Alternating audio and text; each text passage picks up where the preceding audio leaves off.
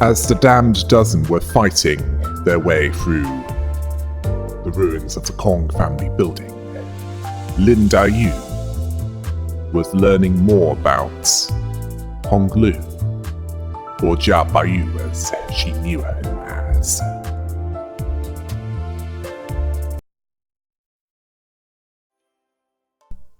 In a different part of the lab ruins, Ishmael noticed someone was there.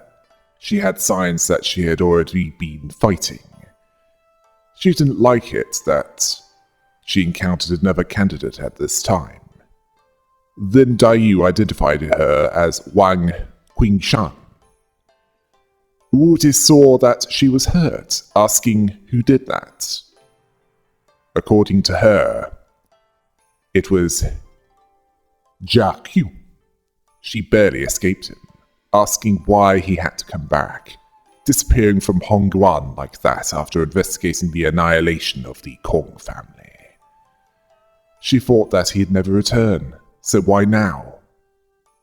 He took almost all of her coins. Utis asked if he was carrying many. And in an answer to that question, Wang Qingshan confirmed this to the point when he was running out of space to carry them. Utis didn't see this as a good sign. Wang Qingshan then asked Jia Baiyu, saying that they've sacrificed so much of themselves just for that day, just for the family hierarch war. Meanwhile, he could have continued to live outside Hongguan, so why? What is he even doing there? What more could he possibly want? She asked him to give her those coins. He doesn't even care about becoming the hierarch. It's not like someone like him would do anything with all that power. Honglu told her that she's not wrong, but he can't give her his coins. He flipped off, annoyed by this, if she thinks that she's smart prattling on about like that. Don't apologize. Let the club do the talking. Yeah, that's right. Time to smash someone's skull in. Honglu didn't think so, as that would only grow the resentment in her heart.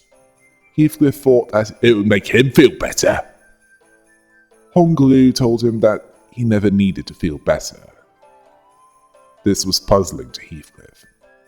Wang Qingshan then swore to use what remains of her clan to take what's his and seize her opportunity once again, because she's going to survive, no matter what. So her message was, hand over the coins or I'll take them from you. Stand and deliver your money or your life. Or more likely, your money and your life. Urtis told her that if she insisted on drinking the poison chalice, they had no choice. Wang Qingshan stumbled to her trembling feet, weapon in hand. Honglu understood that diplomacy was pointless here, as did Lin Daiyu. Dante saw Honglu, who was willing to let the flow carry him away, and Lin Daiyu, who has a number of emotions swirling within her. Wang Qingshan inflicts rupture, gaining final power for every 4 rupture on the target and clash power for every 30% of missing HP. She can also inflict Omen Talisman like her Deathrite Monk subordinates, which deals a mix of gluttony and SP damage equal to the rupture on the target. With the Unbreakable attack, more targets are hit with every 20% of missing HP, although it only causes half damage if the clash loses, and it can't stagger the target, although if the enemy is defeated, she and her allies gain 2 power up and 2 damage up. She's also wounded and starts with 80% of her max HP. Yes, due to fighting Jia Q. She siphons 10 SP from 3 random allies, and at 20 SP or less, if her allies have minus 20 SP or less, they have 2 damage up, thanks to her. She can also convert Omen Talismans on the target to defense level down, and if she's at half of her HP, she'll retreat and a Deathrite monk will replace her, although she'll come back when she runs out of Deathrite monks. When she's defeated, the fight is over, regardless of if she has backup. She's weak to Slash, Gluttony and Pride, but strong against Blunt, Lust, and to a lesser extent, Gloom. Her Deathrite monks are likely what she learned her art from. They have the same strength and weaknesses. They lose 10 SP if Omen Talismans are inflicted, which also increases damage on those targets, although the evil, possessed Deathrite monks will sacrifice one of the others to heal themselves if they're injured.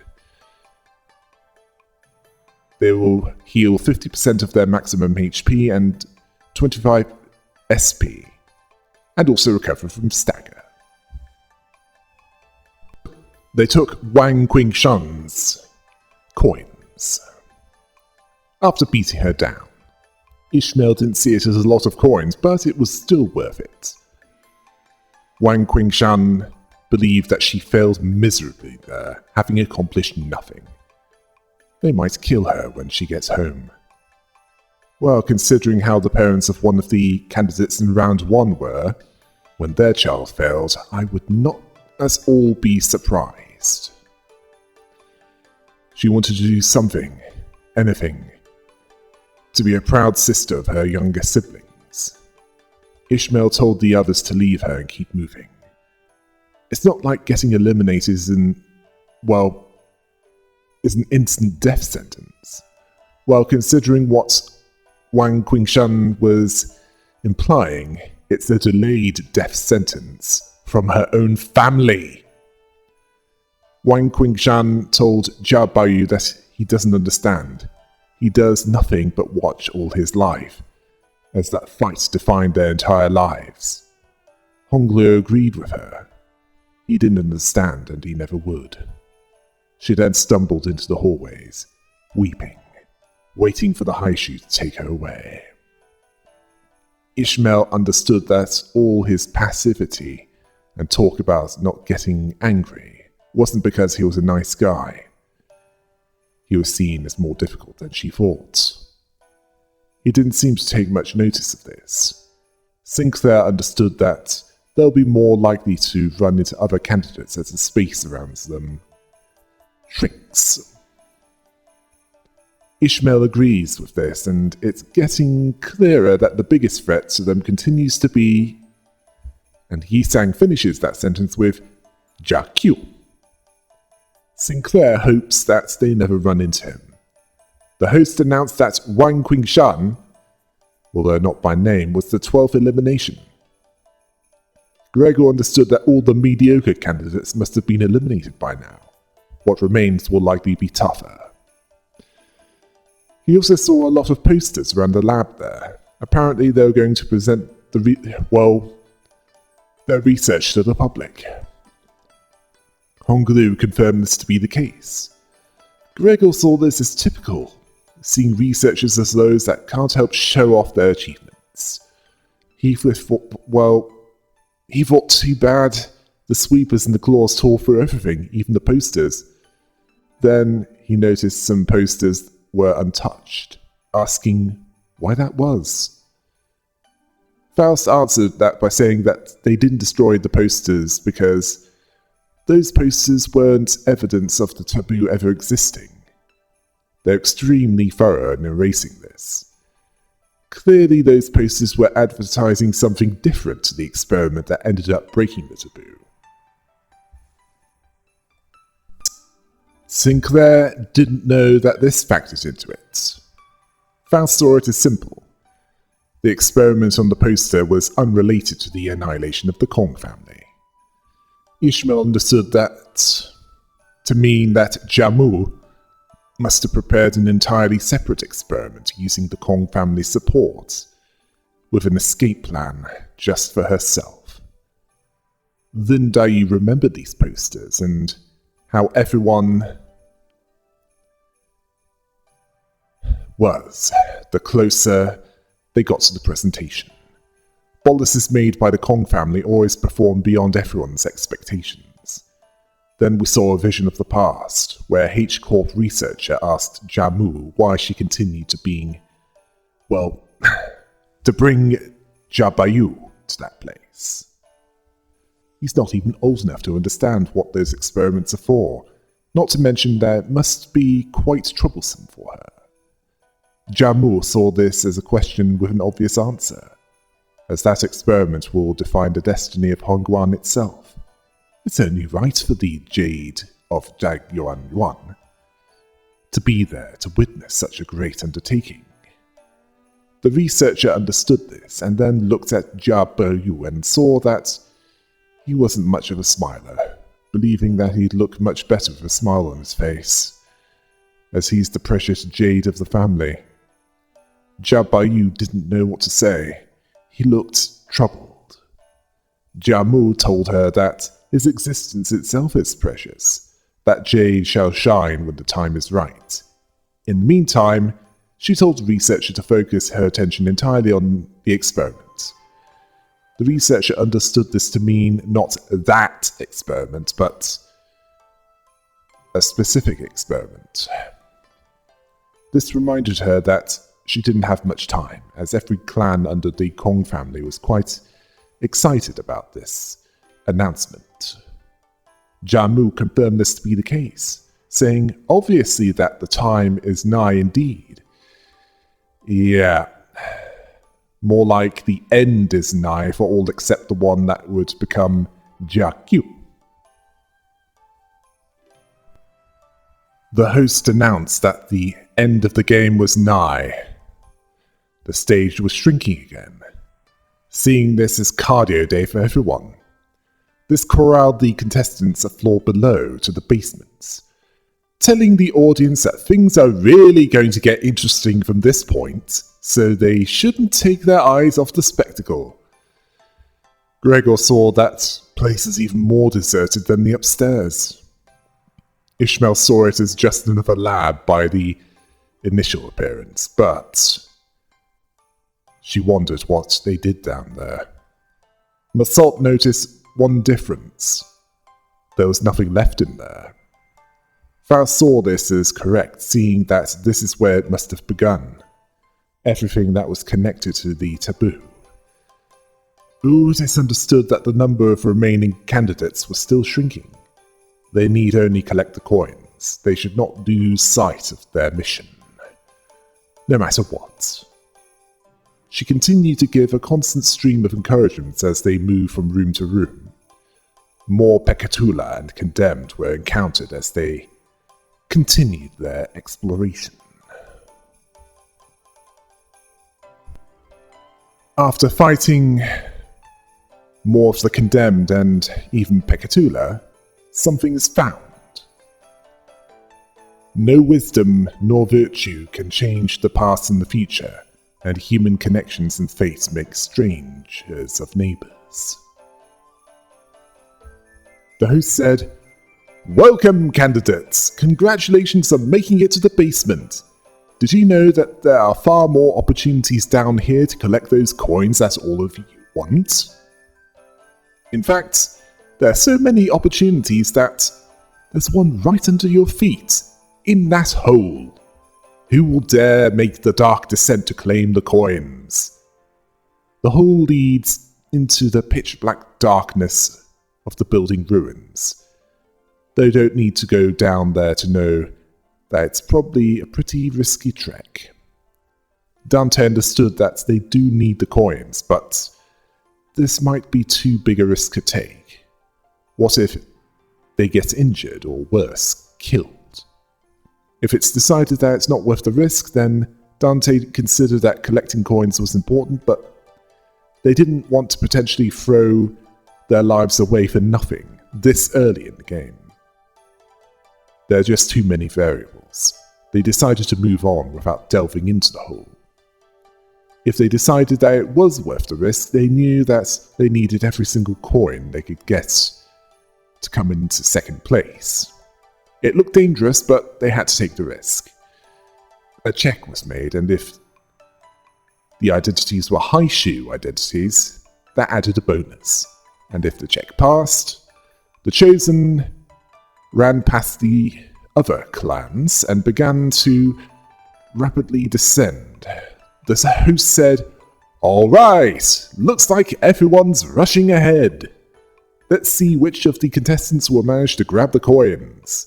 Loud noises echoed from the dark.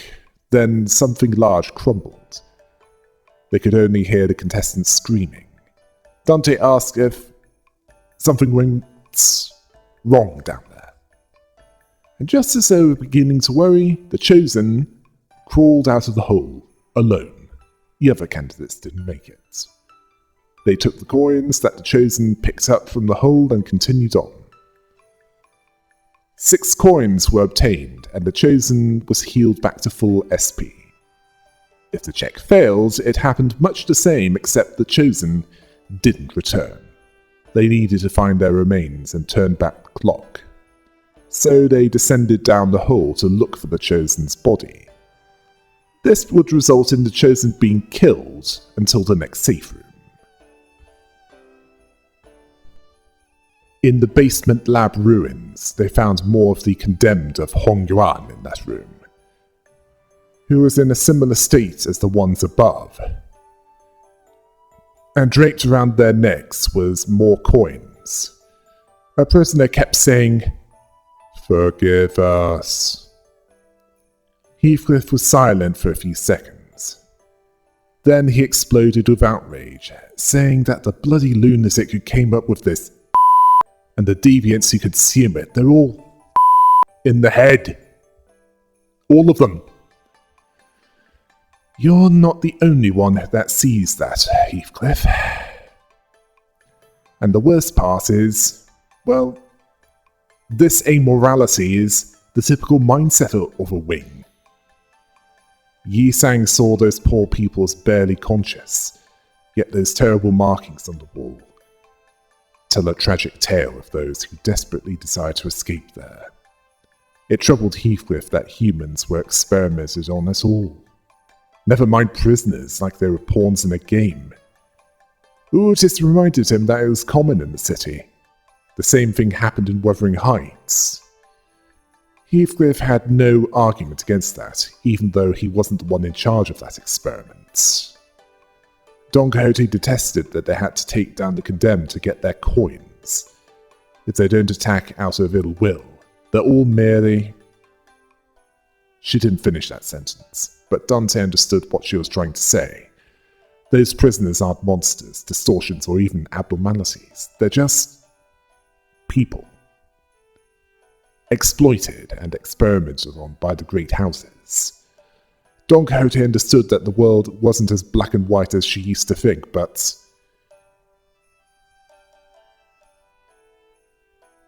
the thought of turning away from this injustice left a bad taste in her mouth. How could she, when the prisoners and they were all treated like nothing but entertainment for the spectators watching them, all just to select the next hierarch? The condemned who continued to chat, "Forgive us," as Dante ordered the damned dozen to put them out of their misery, to end their suffering. Then we had a vision of the past, where the condemned were in pain, but still looked largely human. He begged them to forgive them. He was scared, begging them to stop. Jia Bayu didn't want to see any more of this. Or rather hear any more of this, as he was blindfolded, as was Jamu. He asked her what the sound was. Why were those people crying? Why were they screaming? She then told a story of the olden times many years ago. The Shi family used to reign all over that land. Other families could hardly hold a candle to them, let alone meet them eye to eye. On days when her grandfather would grace Daguan Yuan with his presence, no palanquins dared to move, and every servant in the house served him and only him, exalting his very path. His words were absolute. He shaped the very landscape of Hongguan with every command. What a travesty it was that they dared to presume what they have afforded her is generosity and compassion. Yeah. She doesn't allow family to stand in the way of her own power base. Jia Baiyu was silent, and he was also restless during this. Then Jia Mu asked how Subject 4 was responding. The researcher spoke of hemophysis. Sorry if I butchered the pronunciation. It's coughing up blood from some part of the lungs, and severe internal organ damage was observed. The skin layers were entering status 17 as well.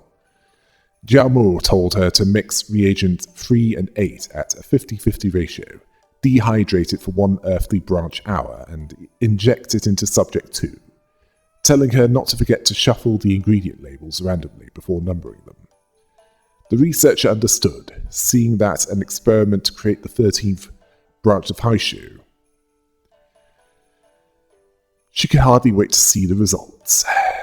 Jiamu told her to close the lids on all reagents, and then she undid all the blindfolds, telling Jia Baiyu to open his eyes. He was hesitant to do so, knowing that they're crying and in so much pain. Jiamu told him that this was why he should open his eyes. He did so, and what he saw was truly traumatic. Seeing the prisoner made him scared, and he made this clear to Jiamu. He didn't want to see this, as they're hurting the prisoner. Jiamu, the functional psychopath, didn't see them as people, only things that can't harm him, condemned to an eternity of pain. At whatever he does, they'll continue to suffer. He must continue to witness them, to be sure that he gets a good look at them all. Jia Baiyu didn't want to. He wanted to play with Lin Daiyu and Jia Huan. Jia Mu then demonstrated that she was an abusive grandmother by not giving a about this, only caring that a gem is only useful when it sits and glimmers wordlessly in its place, nothing more. For that is the worth inherited, or inherited, by its existence. She told him that they'll be visiting there more often from now on, so he should familiarize himself with this. Sometime after, Ziren asked if something happened. He looked so pale. She thought that Lin Daiyu's kite snapped its string when they were kiting with her and Jia Huan. Jia Baiyu made it clear that it wasn't that. He saw something so horrible there. People were in pain. People were crying. They kept crying for help, but no one would help them, and they only hurt them more. Ziren wanted to know what he meant by that. Jia Baiyu told her that it was in the lab where his grandmother brought him. Ziren thought that she was there to assist the Kong family with the creation of a new bolus. Why would... He didn't know something about making a new Haishu. He didn't see any experiments because they put something over his eyes. They made him watch people cry. This was disturbing to Ziren, shocked at this cruelty. Hard to know if this was due to being cruel to Jia Baiyu, a child, or the prisoners not given the mercy of a quick death, but either way, it was serious to her. She asked if she shared this with anyone else. Rather, if he shared this with anyone else. He told her that only she was told, asking why. She told him not to speak of this with anyone else, asking if he understood. He asked why. He was so scared, he didn't want to go there anymore. Zeren would see if there was anything that she could do to help. Anything. Telling him to hold on just a little longer. Yeah, Jiamu being responsible for the prolonged suffering of prisoners. We don't even know what their crimes were. They might have been condemned for relatively minor crimes, where they were taking the Vlad the Impaler stance on justice to maintain order. Either that, or it was the case that if there weren't enough criminals to crack down on, they made them.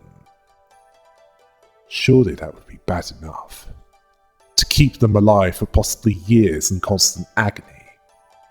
But to force a 10-year-old child to see them suffer, giving him long-term trauma that would stay with him for life.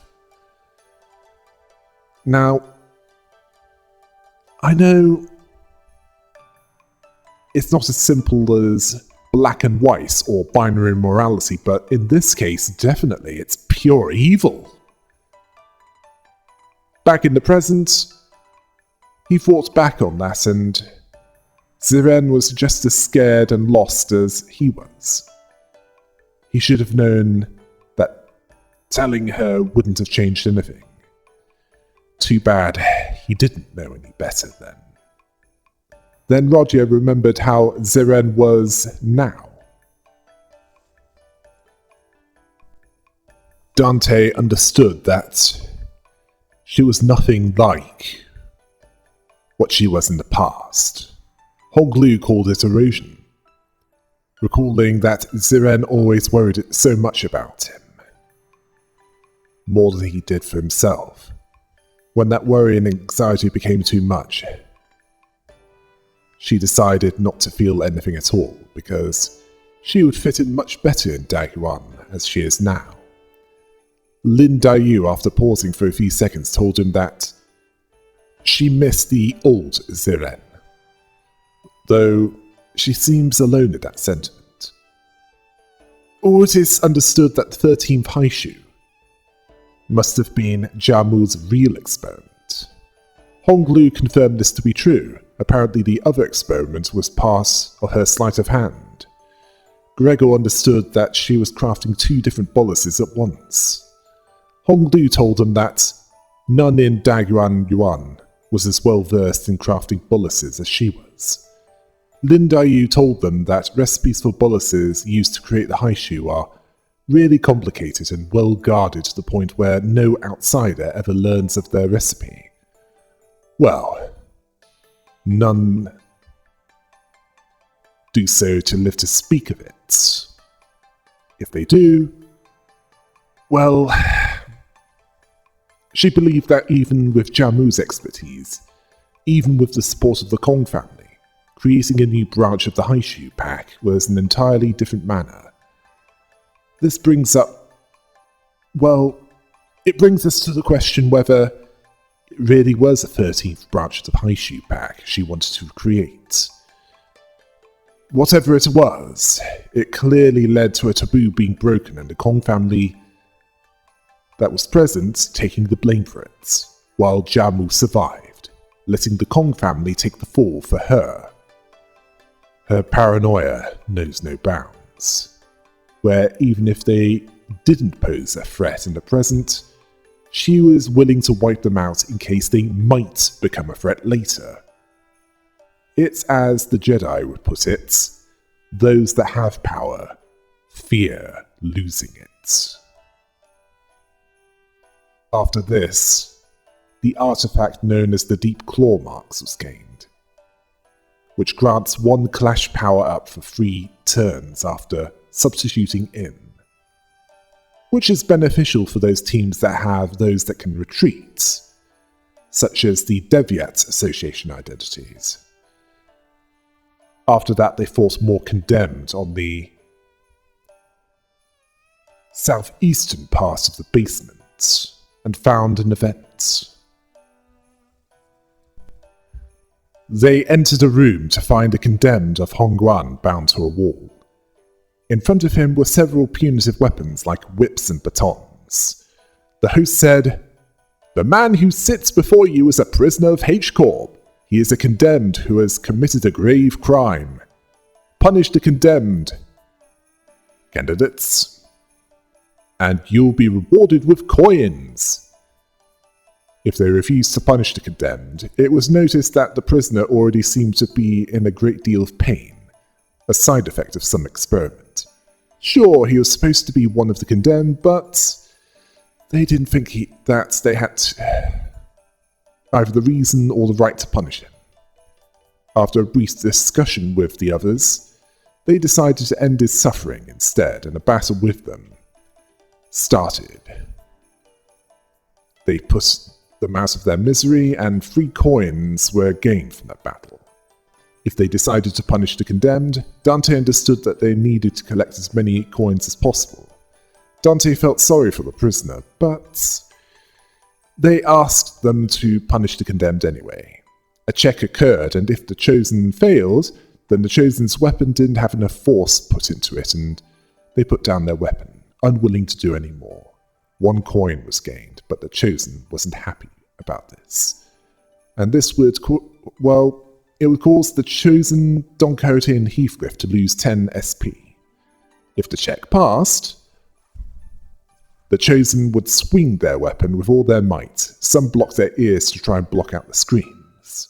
The host saw this as a proper punishment, giving them an extra coin for their trouble. The Chosen wasn't happy about this and lost 5 SP. Don Quixote and Heathcliff lost 10 SP. Regardless of the success of the checks, Don Quixote didn't see this as justice, and Heathcliff didn't feel good about it at all. Then the host said, "Oh, but we're not stopping there. This prisoner has committed a very, very serious crime. He deserves more punishment. More! Are you ready?" If that check failed, it's the same as it failed last time, such as 10 SP being lost for the Chosen, along with Don Quixote and Heathcliff, and 1 coin was gained. If the check was successful, the host said, "Wonderfully done! Now that's what I call a proper punishment. Here's an extra coin for you." 2 coins would be given, and the condemned collapsed to the ground and no longer moved. Yes, regardless, Don Quixote didn't want to stay there any longer, and Heathcliff wanted to beat those watching them to death, if he ever ran into them. In the evaluation arena, they noticed a group of people approaching them from a distance. Rodia heard coins jangling, understanding that another candidate was approaching. Gregor saw that he was livid, based on his bright red face, visible even from a distance. Dante could tell how irate the other candidate was, even from that distance. It was between him and his clan. The conversation was echoing between the walls of the hallway. The man wearing what appeared to be a monk's attire with circuitry tattoos, likely some kind of augmentation, called one of the underlings a useless fool and a cowardly dullard. He could have gained more coins had he managed to last 3 more miserable seconds in that pot.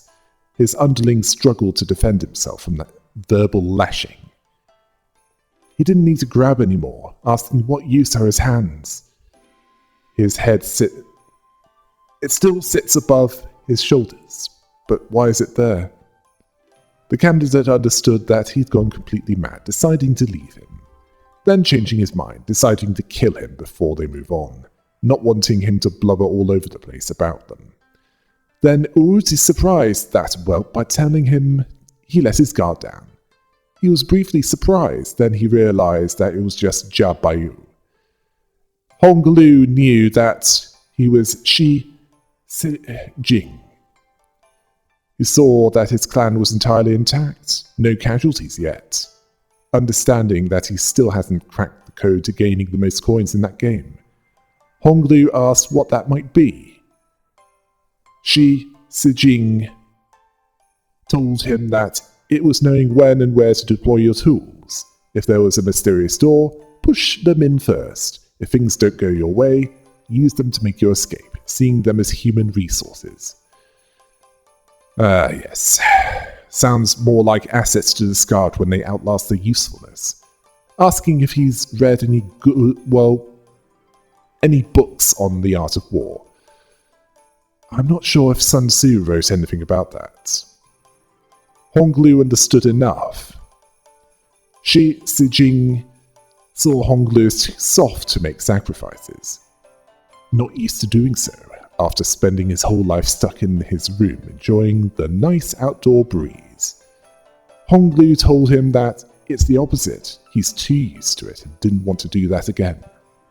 Shi Sijing saw him as much an old now as then, seeing if he still spouts that bull after he takes his coins away. Shi Sijing was augmented with charge circuitry in his body, meaning that while he has similar capabilities to his relative that the Damned doesn't defeated earlier, a mix of charge and rupture, he's more into blunt force. He also gains the capacity to raise his charge count to 10 if it's between 5 and 9, and can consume charge to boost his final power, much as it's boosted with each 5 rupture on his target. His most powerful attack can even inflict more rupture based on the charge consumed, but the base damage is reduced by 80% if the clash loses. Even with the unbreakable coins. He also uses Omen Talismans, which deals Gluttony and SP damage when consumed, which extends to his counter. He will also sacrifice a random Shi family mercenary to heal himself of HP and 25 SP and recover from stagger, much like the Deathrite monks. He deals 10% more damage to Honglu, and if he has 2 or more charge, his clash power increases. He also gains 4 defense level down and 3 damage up if he has 5 or more charge. He has 5 protection at the start of each turn, if he has less than 5 charge. He's weak against sloth, gluttony, gloom, and envy, but strong against blunts. If he's defeated, the fight is over, regardless of that, the condition of the rest of his forces. Rodia saw Shi Sijing as a big fish. She thanked him for the coins. Shi Sijing refused to let that take his coins. He forfeited. The host confirmed this, making it official, while also making it clear that the number of coins that he had at the time he forfeited will be reflected in the final rankings, meaning that they can't be taken from him now. This was not something that Rodia heard about, believing that the host made it up. Ishmael saw that they were taking measures just in case the number of contestants dropped under 10. Uotis regretted not knocking him out. Shi Sijing wanted his father to forgive him. He should have done better than that. Uotis was angered by this, telling that embarrassing milksop to stop crying. Then Honglu was silent and another memory was seen by all of them, while Shi Sijing went to the corridor to await the Haishu. Lin Daiyu was embarrassed by Jia Bayu. He's gone from sulking all day to looking like he's about to cry all the time. She asked what happened to him. Jia Huan believed that, why he's like that. This scared Jia Bayu, asking how he knew. Jia Huan believed that it was because she beat him in the archery game the previous day, telling her to go easy on him. She refused to, wanting it to be fair. This wasn't it, but Jia Baiyu didn't see it as necessary to correct them, telling them that he has to go as Grandma will be looking for him. When he left, Jia Huan remarked, "It must be nice if he was in Jia Baiyu's shoes. He'd see it as a huge honor to be able to witness those super cool experiments himself." Trust me, Jia Huan, it's not. You'd be subject to psychological damage daily. In the laboratory, Jia Baiyu asked Jia Mu if the experiment really is an experiment to create a new Haishu branch. She saw that as a meaningful question for once. He heard that only the Haishu Xianran knew the recipe to make the bolus used to create that branch. Rather their branch, and they don't share that secret even with the family hierarch. She confirmed this. This would make the 13th branch as a foregone failure. They could have figured this out by patiently ruminating upon it, but for a moment, they, the Kong family, gave her their full trust. But there's an unwritten rule with psychopaths, and that rule is never trust them. That's because this was a trap, seeing this as festering greed in their hearts that this lure was irresistible to.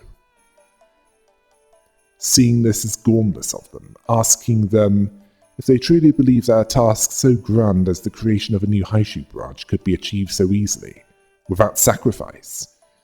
He asked, feeling uneasy, if it's all impossible, what was she even doing down there?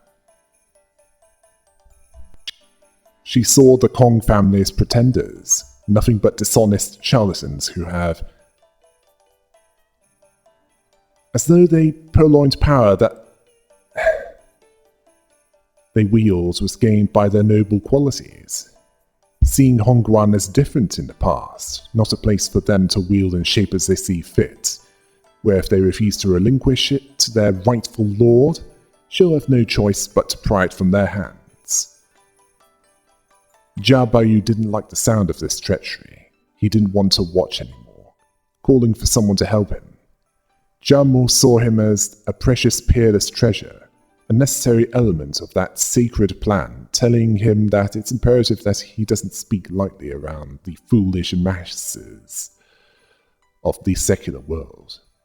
Jia Baiyu didn't speak after this. Then Jia Mu mentioned Zeren. She was always a smart one, believing her to be naive to the, well, how the world works. Jia Baiyu wanted to know what she meant. Jia Mu told him that it's for his own good. Now, whenever I hear someone say that something is for someone's own good,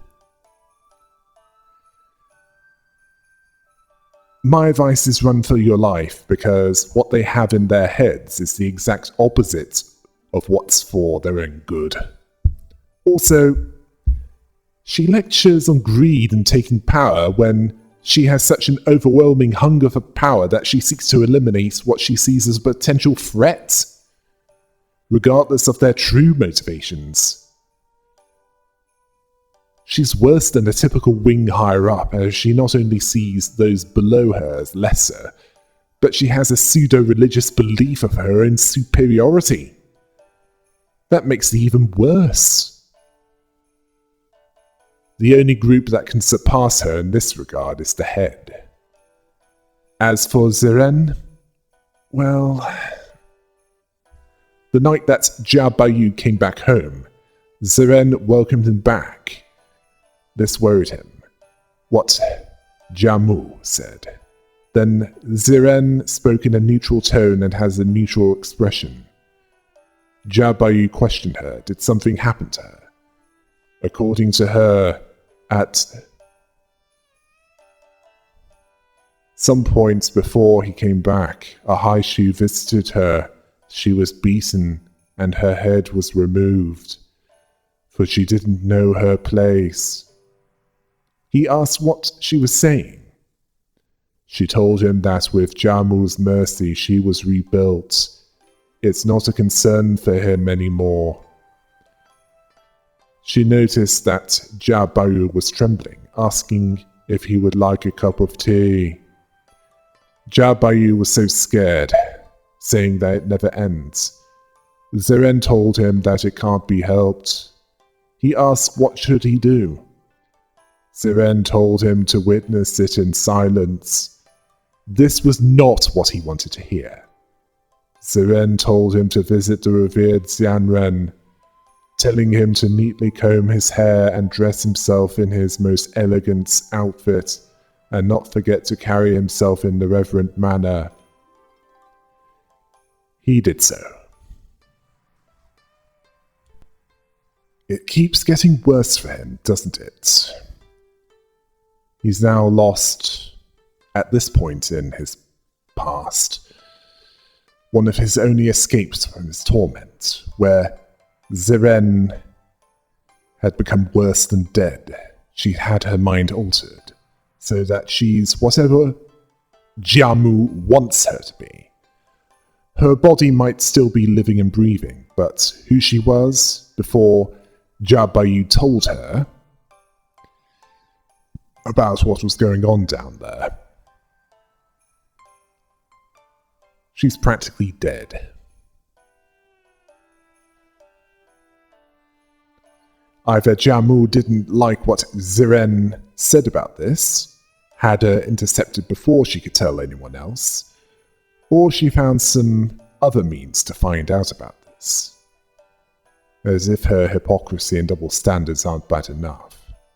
Where having a thirst for power is okay when it's her that has it. Where the moment that she lets go of it at the wrong time, she leaves herself open to attack.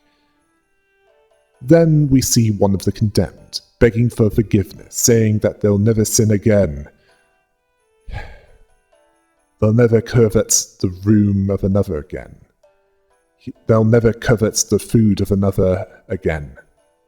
They'll never covet the fortune of another again.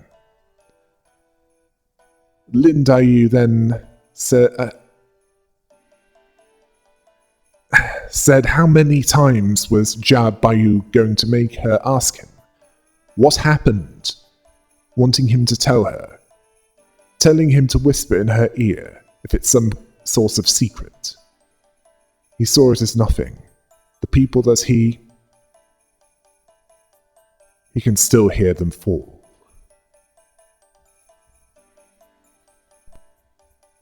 They entered a room around the eastern part of the basement, with a collection of jars at its center, likely the jars that their previous opponent mentioned. Dante wondered if they were Zui Pan's jars that he didn't get to use. They noticed that one of the jars was cracked open. There was a sound coming from within. Maybe someone was trapped in there, but they didn't know if it was a good thing, or rather a good idea to fiddle with these things. If they decided to peer into the jar, they carefully approached the jar to inspect what was inside. A potent, ominous energy was seeping from the opening. The closer they got to it, the louder the eldritch noise became, which was crawling out from the depths of the jar. A check would happen, and if it passed, the Chosen looked into the jar. They then began to babble incomprehensibly. Dante didn't think that there was a person inside that jar, which was good, but whatever it was, looking at it for too long was clearly dangerous. With some effort, they managed to peel the Chosen away from the jar, who was holding an old tattered scroll. It might prove to be useful in the coming battles, so Dante decided to take it with them. The Chosen was back to full SP, and the Accursed Codex was obtained, which granted 1 gluttony power and damage up to 3 turns at the start of the fight, at the cost of 5 SP lost. If the check failed, it was clearly worse, and the Chosen had their SP reduced to minimum, and the madness-inspired Codex was gained, which is similar to the Accursed Codex, but has on Clash lost Well, on the clash loss, 5 SP was lost, and the final coin of a non-EGO based attack would be unbreakable, once per turn, per identity. If they decided to destroy the jar, Dante saw that they'll be taking an undue risk by opening and peering into these suspicious jars. Leaving them there would pose a danger not only to them, but also to everyone coming in contact with them. After some contemplation, they decided to break every jar in that room, resulting in jar monsters being fought, which was the same as the fight in the first round, and after that a coin would be won from that.